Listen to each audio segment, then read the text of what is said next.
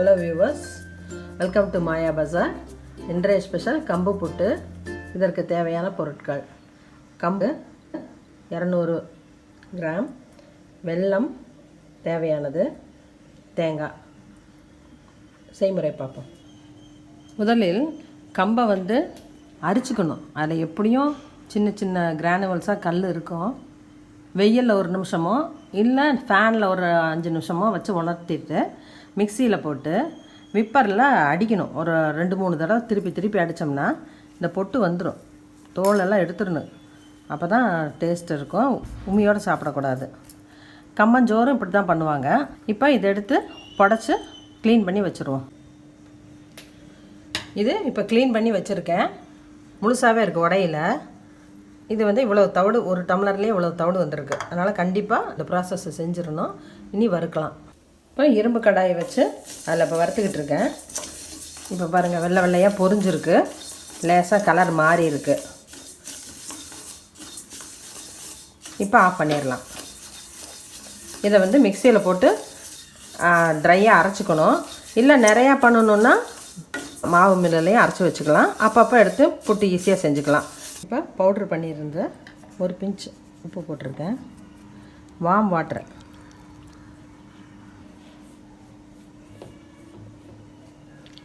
போட்டு கொஞ்சம் நிறையாவே தண்ணி ஊற்றணும். ஆனாலும் கட்டி பிடிக்காத அளவு பிசையணும்.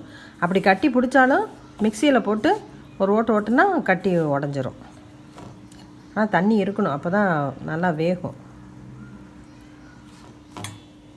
தண்ணி நிறையா ஊற்றி பிசைஞ்சிருக்கேன். இந்த பதம் வரணும்.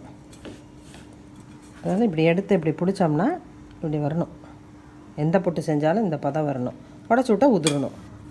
இப்போ 1-2 கட்டி இருக்குது. இதை மிக்சியில் போட்டு விப்பரில் ஒரு அடி அடித்தோம்னா தூளாயிரும். விப்பரில் போட்டு விட்டு 2 தடவை போட்டிங்கன்னா இப்படி தூளாயிருச்சு. கட்டியும் இல்லை. துணி போட்டு இதெல்லாம் போட்டுட்டு மேலாக துருவன தேங்காயை வச்சிடணும். வச்சுட்டு இட்லி பானை மேலே வச்சாச்சு. இது நல்லா ஒரு 10 நிமிஷம் ஹை ஃப்ளேம்லேயே வேகணும். வெள்ளம் விட்டு வெல்லம் போடலாம். பாருங்கள், நல்லா வெந்துடுச்சு. நீ எடுத்து போட்டுடலாம். போட்டுட்டு வெல்லம் போட்டு கிளறி வச்சிட வேண்டியதான். ஒரு 5 மினிட்ஸ் ஊறட்டும். அப்புறம் சர்வ் பண்ணி மேலே கண்டிப்பாக நெய் ஊற்றணும். உருக்கின நெய். எந்த புட்டுக்குமே நெய் ஊற்றினா தான் டேஸ்ட் கொடுக்கும்.